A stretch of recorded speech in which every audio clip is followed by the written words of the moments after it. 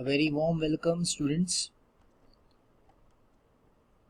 Today I'll start with the chapter. Nice chapter, has plenty of values, moral values that we should consider. We should not forget about it. We'll start with the chapter The Address by Marga Mingo. This short story is a poignant account of a daughter. It's a very painful story of a daughter who goes in search of her mother's belongings after the war in Holland. When she finds them, the objects, started evoking memories of her earlier life, pinching her earlier life, reminding her earlier life.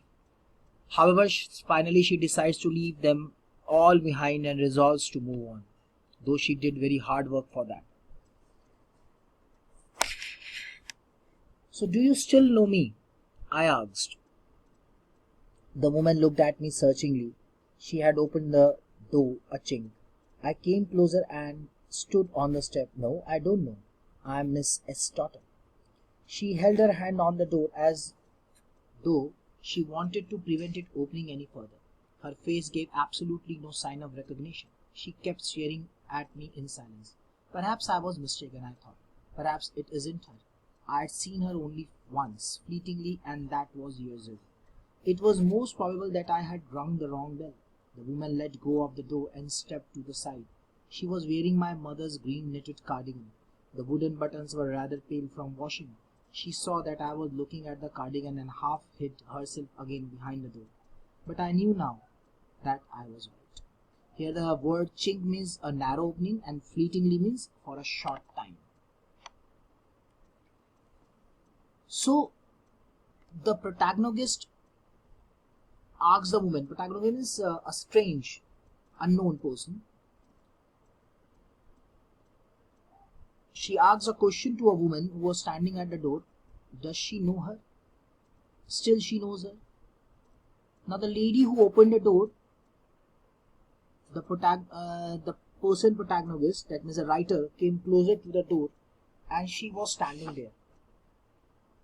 The woman responded negatively. And the writer still gave her introduction. She continued her introduction. She told that she is Mrs. S. daughter. The woman tightly held the door. She held the door very tightly. And she did not want writer to enter her house. She kept staring at the writer, though she could not recognize her. Now the writer thought that maybe she had come to the wrong house. So she had seen the woman only for a short time, years ago. So the woman who answered the door, she stepped aside and she let her go out of the door. Let her go of the door. Now the writer recognized her mother's green knitted cardigan. This was the only important point. Her mother's green knitted cardigan was the sign and made her sure that she is in the right house. But she was not letting her in. So the wooden buttons had got pale because of washing. The woman noticed that the writer is looking at the cardigan. Then she hid herself behind the door. Now the writer knew she has came to the right house. "Well, you knew my mother?" I asked. "Have you come back?" said the woman. "I thought that no one had come back. Oh no, only me." A door opened and closed in the passage behind her. A musty smell emerged. "I regret I cannot do anything for you. I come here specially on the train. I wanted to talk to you for a moment. It is not convenient for me now," said the woman. "I can see another time." She nodded and cautiously closed the door as though no one inside the house should be disturbed. I stood where I was on the step. The curtain in front of the bay window moved. Someone stared at me and would then have asked what I wanted. "Oh, nothing," the woman would have said. It was nothing. So, here the musty means stale, a kind of smell.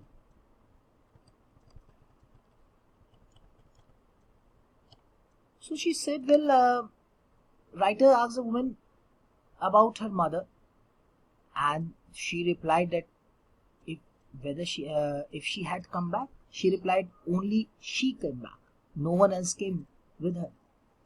Oh, then she woman opened the door, and a passage. Then she looked a passage behind her. Then she felt a stale smell occurred all over. The woman told her that she could not do anything over here. Then the writer told that she had come from very far place on the train just to talk to her. The woman told that it's not convenient to talk to you right now, and she asked her to come back later. The woman closed the door and she did not want anyone to get disturbed. So the writer she was having no option. She was standing on the step. Then she saw a curtain moving on the window way. Someone was staring from inside the house. Writer thought that it was nothing, as the woman would have told her. Okay, maybe there's nothing inside. So till then what you have read कि एक protagonist एक writer है, अभी उसका नाम यहाँ पे mention नहीं है, वो अपने को क्योंकि यहाँ से कि आप मुझे जानते हो, आई इज अ मार्गम इनको, तो प्रोटैगनिस्ट है वो विमेन से पूछती है क्या वो उसे जानती है. वो लेडी उसको डोर ओपन करती है, वो उसके और पास आती है, तो वो कहते हैं नहीं तो मैं तो आपको जानती नहीं, मैं मिसेस एस की बेटी हूँ. वुमेन डोर को बड़ी कस के पकड़ लेती है, वो चाहती है वो अंदर ही ना है, तो वो उसे ऐसे घूर के देखती है जैसे कि उसने तो जानती ना हो. वो कहती शायद मैं घर, वो राइटर सोचती शायद मैं गलत घर आ गई. वो थोड़ी देर के लिए राइटर को मैंने वुमेन को देखती है, तब वुमेन जो है वो उसे जवाब देती है. ठीक है. वुमेन मैंने कि उसे जो जवाब देती है वो थोड़ा सा साइड की तरफ हो जाती है, अंदर की तरफ, और दरवाजे के अंदर की तरफ दरवाजा बंद करने पर होती है. तभी राइटर को समझ में आया था उसकी मदर का ग्रीन निटेड कार्डिगन, उसकी माँ ने जो ग्रीन कलर का अपने हाथ का बुना हुआ कार्डिगन जो था वो उस लेडी ने पहना हुआ था. ओई यही तो इम्पोर्टेंट पॉइंट है. नहीं मैं सही घर आई हूँ.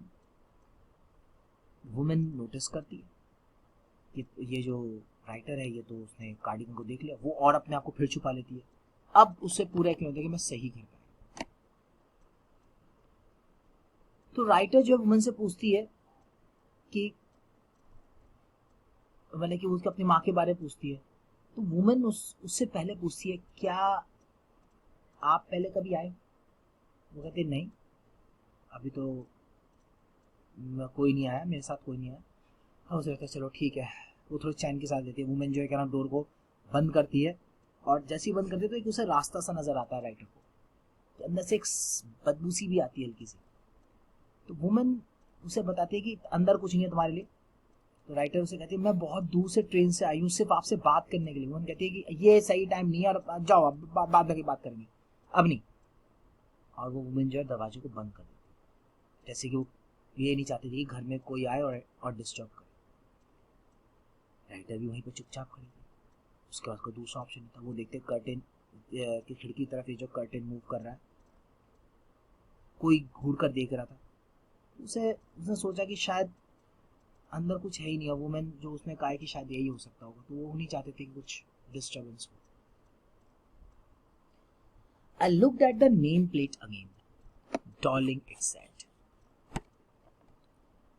in black letters on white enamel, and on the jamb a bit higher, the number 46.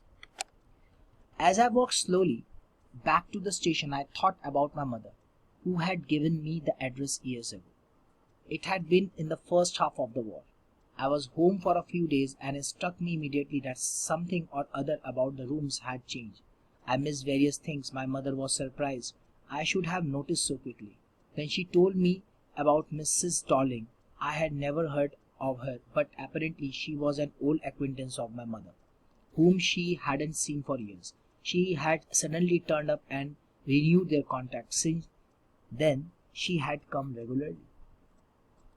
Every time she leaves here, she takes something home with her. She took all the table silver in one go, and then the antique plates that hung there. She had trouble lugging those large vases. I'm worried she got a crick in her back from the crockery. My mother shook her head pityingly.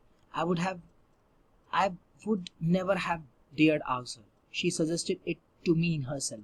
She even insisted. She wanted to save all my nice things. If we have to leave here, we shall lose everything, she says. So,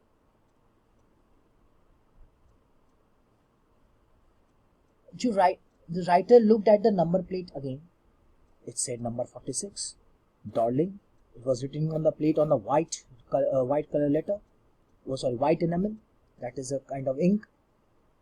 When she was going back to the station, she was thinking about her mother, that is flashback, who gave her this address. It was first half of the World War, and writer was home for a few days, and suddenly struck her that the room was different now. Various things were missing. Her mother was surprised that she noticed the change very fast. Actually, it was a time when she told about this woman, Mrs. Darling. She was an old contact of hers.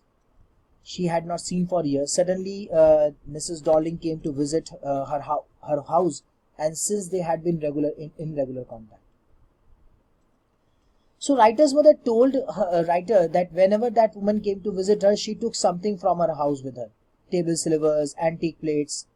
She had troubled over carrying some large vase also.